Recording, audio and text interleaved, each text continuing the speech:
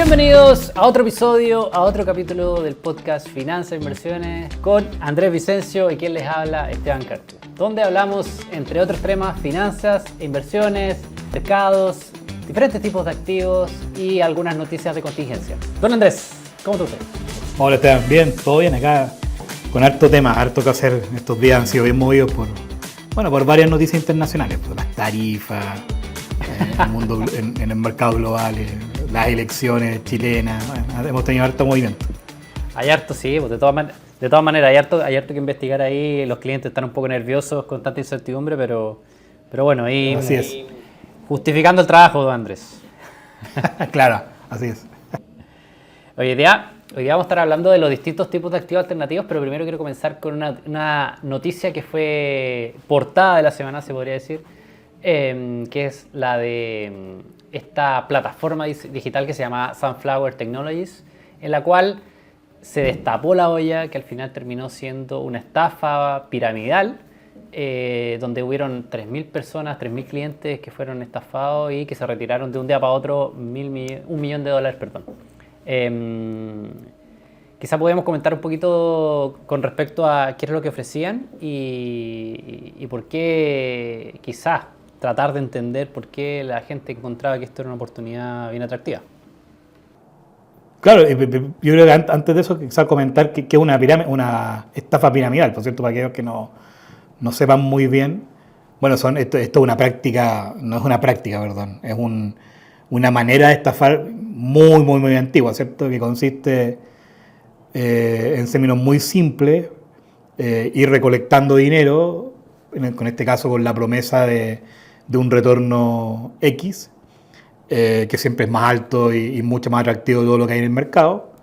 Y claro, entonces la gente va cayendo como de a gota y pasa que los primeros, ¿cierto?, colocan dinero,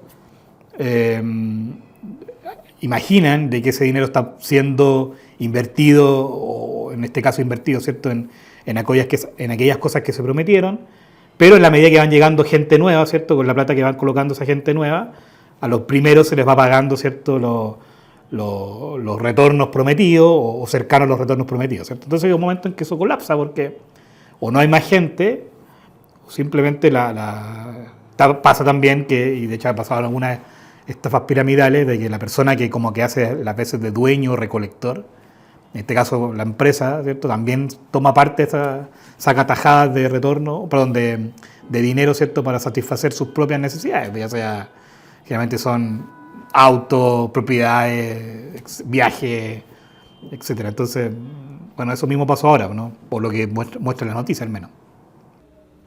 Sí, no, sí. De hecho, para que entiendan un poquito el modelo de negocio, esta empresa ofrecía un 12% de rentabilidad mensual.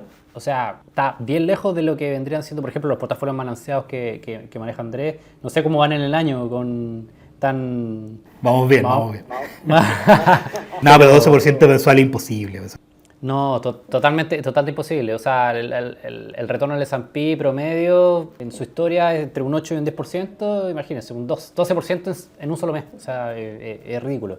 Y por otro lado, les podría decir que esta empresa llevaba 2 años operando y sin ser fiscalizada por la CMF, incluso tenían oficinas acá. Era el caso realmente increíble. Tenían oficinas y todo y seguían captando clientes y hasta que de un momento a otro es como una especie de sillita musical, se corta la música y se llevan toda la plata. Así que... Y ahí yo creo que es importante recordar, creo que lo dijimos en alguno de los primeros podcasts que hicimos, pero es importante recordar de que tradicionalmente este retorno atractivo, interesante, alto, es la primera señal, ¿cierto?, de alerta de que hay que salir arrancando ahí. O sea, esa cuestión... Porque claro, si uno va al mercado y se da cuenta que ningún activo, renta fija, renta variable, los que vamos a ver ahora, activo alternativo, ninguno paga eso, bueno, entonces ¿por qué algo raro hacen, ¿cierto? Bueno, y lo otro que no estén fiscalizados, yo creo que eso es importante también, lo que tú mencionabas, y el hecho de que haya alguien que al menos se lo ocupe de que lo que están haciendo está en regla. Totalmente. Bueno, siguiendo con los temas del capítulo de hoy día, vamos a hablar de los distintos tipos de activos alternativos, pero primero recordemos qué son los activos alternativos. Los activos alternativos son una forma no tradicional de invertir en mercados privados, no públicos como los que comentamos anteriormente. ¿Y cuál es la idea, cuál es la necesidad que vienen a complementar con respecto a los activos tradicionales que comentamos en capítulos anteriores? Al final, un poco buscar la diversificación de estos activos tradicionales. Por otro lado, también tratar de reducir la volatilidad y generar un retorno esperado mayor en plazos más largos. Y dentro de los tipos que vamos a ver hoy día, vamos a hablar del real estate, que vendrían siendo bienes raíces. Por otro lado, vamos a hablar del capital privado, que en inglés se le conoce como private equity, que al final vienen siendo compañías que están recién partiendo.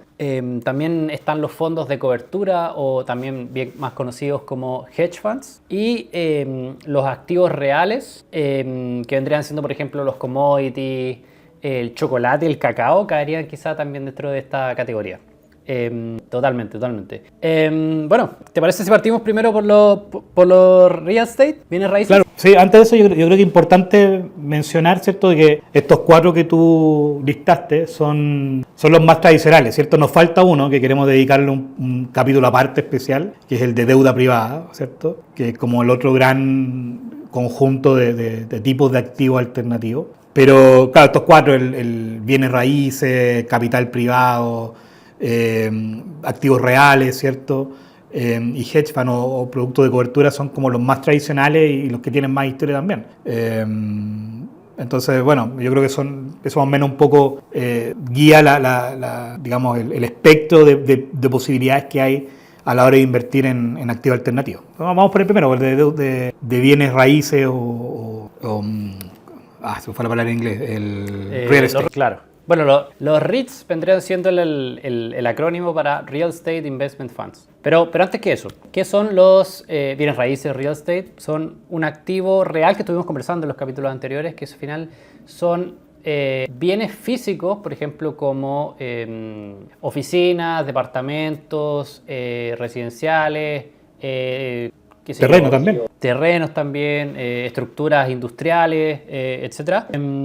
Y vienen a formar parte dentro del portafolio como una forma de diversificar lo que son los activos tradicionales. Y además se caracterizan por ser una muy buena cobertura contra la inflación. En el caso de Chile, por ejemplo, estos generalmente están indexados al UF, pero en el extranjero funcionan también con su propia forma de estar indexados a la inflación.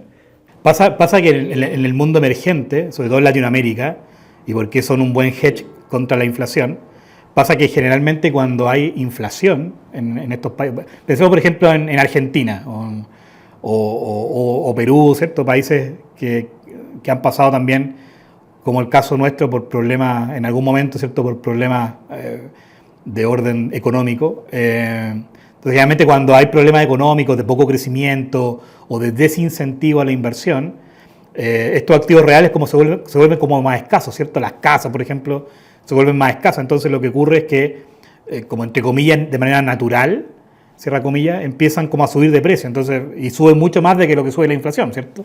La inflación generalmente, si bien es cierto, es un fenómeno bastante global, ¿cierto?, que ocurre en varios países, pero las inflaciones, cuando son como desmedidas, son típicamente vienen acompañadas, ¿cierto?, con recesiones, con problemas económicos, con desincentivo a la inversión, etc. Entonces, estos activos, ¿cierto?, son bien, de alguna manera, como activos que protegen contra ese tipo de eventos. Claro, totalmente. Pero no están exentos de ciertas características que dificultan la forma de invertir a través de ellos, que al final son instrumentos menos líquidos. Por lo tanto, ahí es donde nacen los REITs, que vendrían siendo una forma de poder invertir con una mayor liquidez. Claro. Entonces, ¿qué son los REITs? Son al final empresas que compran, poseen y gestionan propiedades que tienen ciertas características en términos de cuánto tienen que invertir en estos activos, pero generalmente igual mantienen una porción para liquidez. O sea, no necesariamente tienen que estar invertidos al 100%, pero tienen un porcentaje para mover la caja, por decirlo así. Entonces, bueno, al final perdón. Dale nomás. No, te iba a decir que en Chile, bueno, claro, que los REITs esos son para la legislación americana, ¿cierto? Pero en Chile también tenemos cosas que son relativamente parecidas, no iguales, pero parecidas, que son fondos de inversión tradicionalmente, que hacen este mismo trabajo, ¿cierto? De de comprar propiedades, ¿cierto? Gestionar, por ejemplo, oficinas, ¿cierto? Y van como devolviendo o pagando, ¿cierto? Esos dividendos, entre comillas, del fondo como forma de, digamos, con los arriendos con la plata que van recolectando, ¿cierto? De este tipo de propiedades, de la gestión de esta propiedad.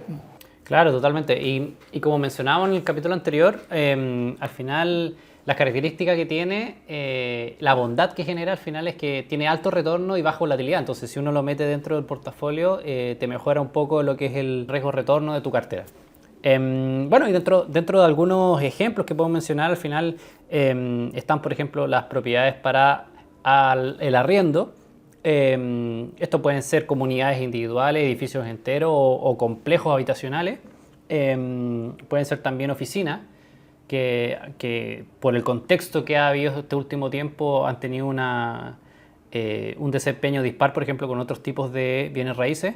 Pero también no se queda solamente ahí, también pueden ser almacenes, pueden ser centros comerciales, pueden ser terrenos, como tú decías, Andrés, entre otros. Sí. No sé si quieres aportar algo más con respecto a eso. No, bueno, hoy día yo creo que lo otro interesante de eso es que, si bien es cierto, son un activo, como decíamos, que protege contra, en este caso, contra la inflación. Quizás un tema interesante a tocar acá, yo creo que hay dos temas que son relevantes o lo más relevante, ¿cierto?, de este tipo de activos. Primero, lo que tú mencionabas respecto a la liquidez. Yo creo que es importante que quien escucha esto sepa de que son generalmente productos más ilíquidos, ¿cierto? No son productos que uno pueda, uno puede entrar y salir del fondo cuantas veces quiera y las veces en los periodos que quiera, ¿cierto? Siempre y cuando respete las ventanas de salida, qué sé yo, pero en general uno piensa que las propiedades, ¿cierto?, no son para invertir en propiedades y el próximo mes, ¿cierto?, retirarse de esa inversión. Son inversiones de largo plazo. Y ahí es donde se ven, ¿cierto?, las bondades de este tipo de propiedades, porque pasa en algunos fondos, sobre todo en fondos inmobiliarios, por ejemplo en Chile, pasa que de repente el edificio está tan bien gestionado que logran vender ese edificio, ¿cierto?, en algún momento del tiempo, y ese edificio, ¿cierto?, entra, digamos, de lleno, ¿cierto?, como retorno para los aportantes de ese fondo en particular. Entonces, claro, si uno está como entrando y saliendo, puede que se pierda esa ventana, por ejemplo, de venta de algún edificio. Entonces yo creo que una primera característica que hay que considerar, ¿cierto?, es que en determinada, o sea, dentro de una cartera es bueno pensar en este tipo de productos como algo de muy largo plazo. Y lo otro que hay que tener en cuenta es que también estos fondos, si bien es cierto, protegen contra inflación, etcétera, pero también este tipo de fondos tienen problemas que van asociados al ciclo económico de un país o de una región en particular, ¿cierto? Hoy día, por ejemplo, en Estados Unidos está muy de moda los problemas, ¿cierto?, con el tema inmobiliario relacionado a oficinas, ¿cierto? ¿Por qué? Porque la gente no está volviendo a las oficinas después de la pandemia. De hecho, muchas empresas se han transformado, ¿cierto?, en compañías mucho más, digamos, de trabajo home office, que está bien, ¿no? La idea nuestra no haga discutir si eso es bueno o malo, pero lo que vamos es que eso ha generado que hay un montón de propiedades que estaban destinadas para el arriendo de oficina o para trabajar, ¿cierto? Para activos para trabajo, no para vivir, que están quedando relativamente vacías, ¿cierto? Es muy típico, al menos en Estados Unidos, por lo que hemos visto en noticias, qué sé yo, que hay edificios completos que generalmente no se ocupan. Entonces eso también es un problema, ¿cierto?, para este tipo de fondos, donde se esperaba, ¿cierto?, de una tasa de ocupación del edificio, un nivel de renta promedio al mes, ¿cierto?, que muchas veces no se está dando, ya sea por cambios estructurales o también puede ocurrir por un tema puntual, ¿cierto? Aquí, por ejemplo, en Chile, en pandemia, tuvimos varias oficinas, varias propiedades, sobre todo inmobiliarias, destinadas al tema de oficinas, que estaban vacías y, bueno, después se fueron llenando de nuevo cuando pasó la pandemia, pero en un momento, ¿cierto?, tuvimos un nivel de vacancia, que en el fondo es vacancia, ¿cierto?, es qué tan vacío está un edificio, por ejemplo, bastante alto. Totalmente. Y eso no cierra solamente al caso de Estados Unidos, sino que en el plano local también ha ido ocurriendo. pero al final eso también lo quiero llevar un poquito al término que comentamos el capítulo pasado con respecto a la curva J. Al final, si tú tienes un fondo inmobiliario y resulta que ya ha pasado un tiempo en que van empezando a invertir los dineros, resulta que claro, el fondo ya va consumiendo ese dinero y que le pase justo este escenario que tú estás describiendo, o sea, la posibilidad de recuperarse se hace muy, muy cuesta arriba. Exacto, sí. O sea, yo creo que todos estos productos que vamos a mencionar hoy día tienen su curva J bien característica, ¿cierto? Algunas, la curva J es un poquito más, no decirlo más corta, pero quizá el periodo de inversión, el periodo donde uno está en pérdida, ¿cierto? Es más breve. Pero en general todos estos productos tienen esa curva J, ¿cierto? Y cuando parten desde cero, entre comillas, hay que respetar esa curva J, ¿cierto? Que, insisto, es este periodo donde uno empieza a invertir, que en la jerga técnica se llama llamado de capital, y tiene que tener paciencia, porque cuando el producto se desarrolle de manera más completa, ¿cierto? Uno va recibiendo retorno de vuelta, ¿cierto? En dividendos, lo que sea. Bueno, sigamos con el siguiente. El siguiente es el capital privado o private equity.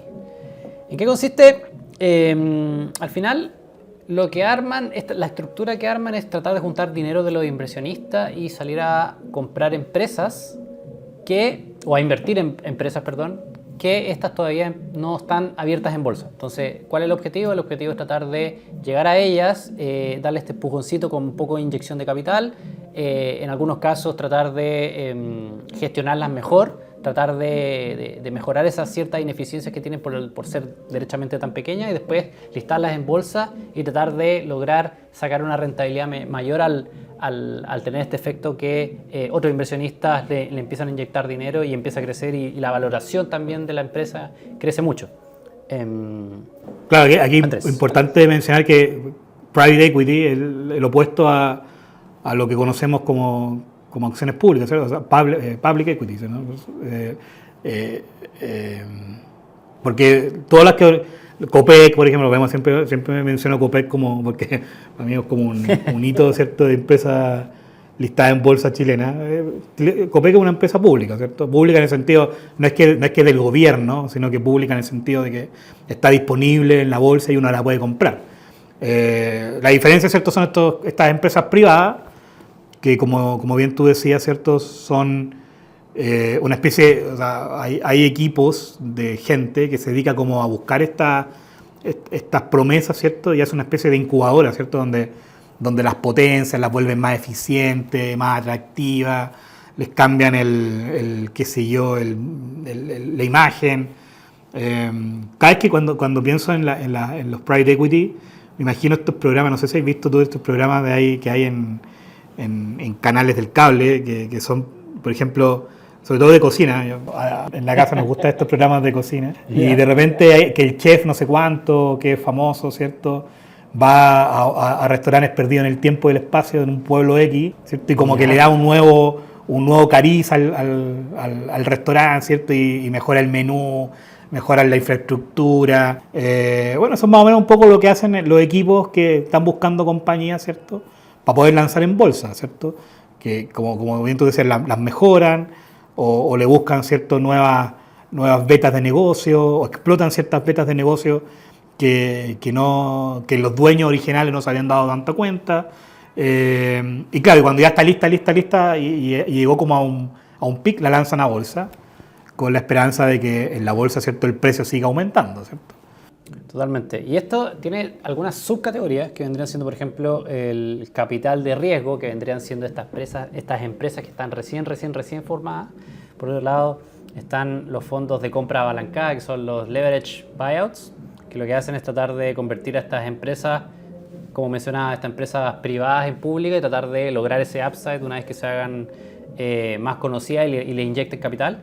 Pero por otro lado también uno tiene la inversionista ángel también, la financiación mezanín y deuda o empresas que tienen dificultades en términos de deuda. Entonces uno trata de apostarle a la gestión de estos managers que lo que hacen es tratar de reestructurar la empresa, dejarla andando con mejores ratios y a partir de eso, tratar de hacer el exit o la salida con la venta a otro inversionista.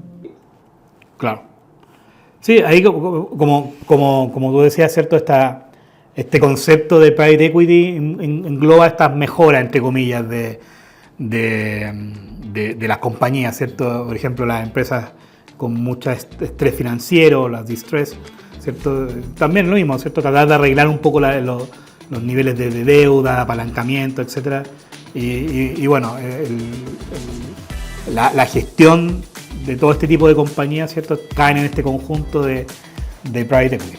Y de nuevo, también es una gestión que no ocurre de un día para otro, o sea, son años, en algunos casos plazos bastante largos, entonces hay que tener ojo con ese tipo de inversiones. Bueno, y eso ha sido todo por el día de hoy, espero que les haya gustado este capítulo, como siempre, estamos muy atentos a sus comentarios, a su feedback, nos vemos en el próximo capítulo, chao chao.